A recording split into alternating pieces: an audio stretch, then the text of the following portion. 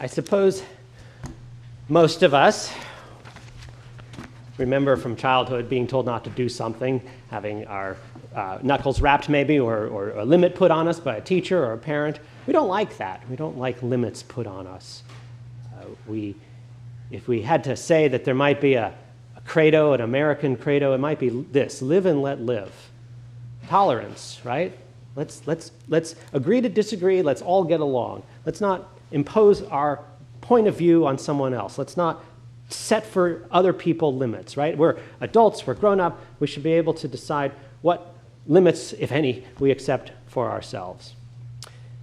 The thing is, today's lessons, these readings are talking all about limits, talking all about things that are put upon us, things that we may or may not accept or want, and asking us to accept them in faith. And in fact, what they're saying is that faith is putting our trust and our hope in a God who, for the time being, is asking us to accept his limits, the limits he puts on us. Abraham bemoans the limit that's been put on him, that he's an old man, that his wife is barren, and that he has to look and see that all of his wealth will go not to an heir of his own blood, but to a slave in his household, Eliezer of Damascus. And God replies by promising that, no, Abraham, you will soon have a son of your own blood, and that your race will be innumerable, as many as the stars. In a word, God says, my promise to you, Abraham, is unlimited, even though your life seems fairly limited right now. By contrast, Jesus tells his little flock not to let fear become a limitation. Perhaps they were afraid because their numbers were small. And Jesus proposes a simple formula for overcoming this fear. The formula is sell, give, and provide. Sell, which could be taken to mean deny or give up anything that stands in the way of salvation or of following me. Take the proceeds from that sale and give them to the poor, to the needy. And then in doing this, you provide for yourself an everlasting future, an unlimited future, a future that is not bound by rot and decay and death or time. So both of these readings are asking us to think about how belief works, how faith works. And it sets what it could seem to be a pretty high standard for faith and belief. Total trust.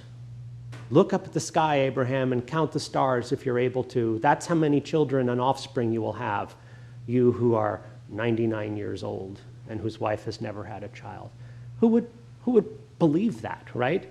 Seems silly, impossible. And then Christ's requirement almost that his flock, his little flock, engage in complete self-sacrifice. So that seems to be the high bar that is set by these readings for what our faith should look like. We're not supposed to put limits on our faith, they seem to be saying. Don't hold anything back. We can't qualify our belief. We can't put limits on how far we're willing to go to sacrifice for others, for our faith. Our belief and our sacrifice need to be total. Now, there's a Greek word for this. You probably know it. It's Holocaust.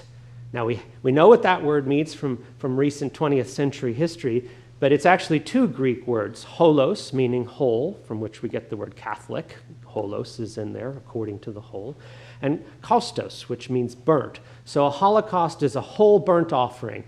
When the Holocaust offering was made, there was nothing left of the sacrifice. All of the animal was completely consumed by fire, thus symbolizing the kind of faith that we're supposed to have, total and complete.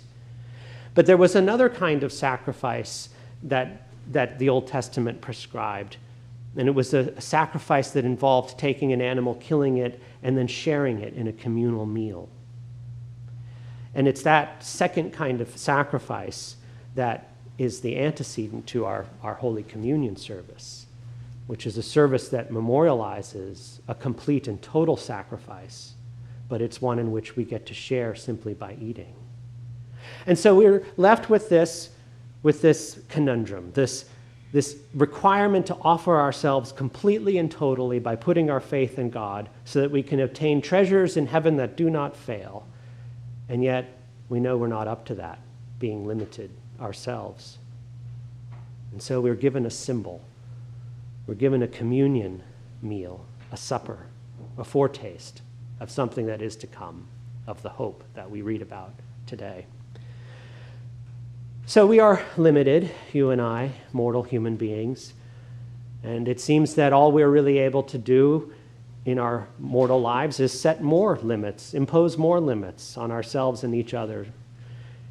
We even try sometimes to set limits on God. You can see Abraham doing this when he prays to God and says, "What are you going to give me, God?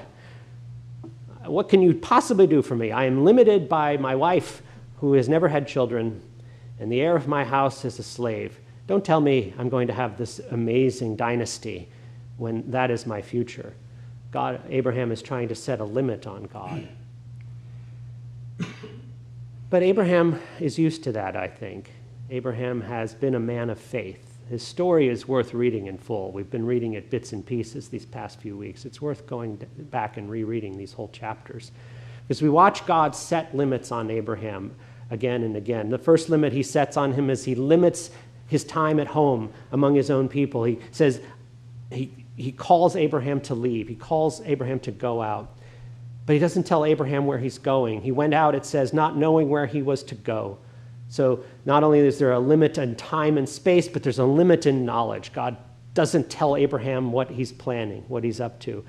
He promises Abraham the promised land, the land of Canaan, which Abraham then goes and lives in, but not as a permanent dweller, but as one who dwells in tents. So even his inheritance, even his promise, even the fulfillment of that promise in living in Canaan is temporary. It's limited. The time there that is limited. He remains a stranger. But after all of these limits that God has put on Abraham and that Abraham has responded each time by expressing his faith, after all of that, God begins to turn things around. God begins to set a limit on the limitations. And he does this through Abraham's wife, through Sarah. Hebrews tells us, by faith Sarah herself received power to conceive even when she was past the age. And so we see that God is not limited by age or a previous condition. Now, all of this tells us a lot about Jesus. It tells us a lot about his love for us, which shows us God's love for us. Because God, through Jesus, through his Son, does not allow our limited nature, either the limits we set for ourselves or the limits of our own bodies and minds. He doesn't even allow the limits of our faith to limit his love for us. In Luke's gospel today, there's this astonishing phrase, which is a complete reversal. Jesus says, "Blessed are those servants whom the master finds awake when he comes. Truly, I say to you, he, the master, will gird himself and have them, the slaves, sit at table, and he will come and serve them." Do you see another reference here to a meal, to a supper, to a communion meal, to a kind of sacrifice that isn't total and destructive, but life-giving and communal? Jesus is not limited by our status as mortal human beings. He's not limited by the fact that we're slaves to sin, by the fact that we repeatedly do the same thing wrong that we don't want to do. We know we don't even want to do it, and we do it, right? He's not limited by our failures. He's not limited by our finiteness. He's not limited by the fact we're creatures. In fact, he serves us as creatures who need food and drink and love. He serves us at his table. And he does this because Christ alone has been the Holocaust. Christ alone has been the full and complete sacrifice of faith. He's the one whose faith is unlimited and unbounded. And he shows that faith when he goes to the cross, which was be a sacrifice that we ourselves could not make because we're too limited to make, because only God can satisfy God. But in turn, this sacrifice, this whole sacrifice of Christ, enables us to share a communion meal with him. Christ's love for us is not limited by our ability to receive love.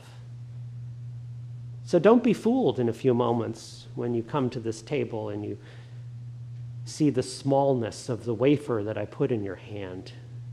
Don't look at that and say, what a limited meal. When you take that dip of wine or that sip of wine, don't think, what a limited amount. Because this is a meal that will fill you and will fill you for all eternity. And so what I ask us to do, what I ask you to do, is to accept this limit that is given to us, this limit of a total and complete faith in Christ. To heed the words of Hebrews when it says, faith is the assurance of things hoped for, the conviction of things not seen. Ask yourself the question, whose faith had to be stronger, the faith of Abraham and Sarah, or our faith all of these centuries later? Because they only had the promise, but we see the fulfillment. The Holocaust was still ahead. That total and complete sacrifice was still looming in the future. The shadow of the cross, which was cast all over time and history, had yet to be realized, had yet come into focus. I think it's easier for us to have faith. I think it's easier for us to have faith because our redemption has been made possible and is complete, and it's been fulfilled. This meal that we're about to share is not the promise of something that will happen, but the memorial of something that has happened. And so therefore, no Holocaust is asked of us, because that part is over and done with. Our limits will not get in the way of God's love for us. That makes it easier for me to believe, to have faith. It makes it easier for me to believe and have faith, because with all of you, I taste Jesus with my own lips. I press his blood to my own lips. I know the one who loves me and loves us, and whose faith in his Father makes up for whatever doubts I bring to this table, whatever weakness I bring to this meal, whatever limits I've set on my faith, whatever I've held back from God. He's the one who's taken off his shoes and put on his belt and is serving me. When we let ourselves be limited by belief, by faith, in a God without limits, then the very limit of our faith becomes the innumerable expanse of heaven. God says to Abraham, go out there and look at the sky, look at the stars, count them if you can. That's how much I love you. That's how much I will fulfill this promise to you. If you limit yourself, Abraham, by believing in me, then I will bestow innumerable blessings on you. Jesus says, it is our Father's good pleasure to give us his kingdom, and that kingdom is without limit. Amen.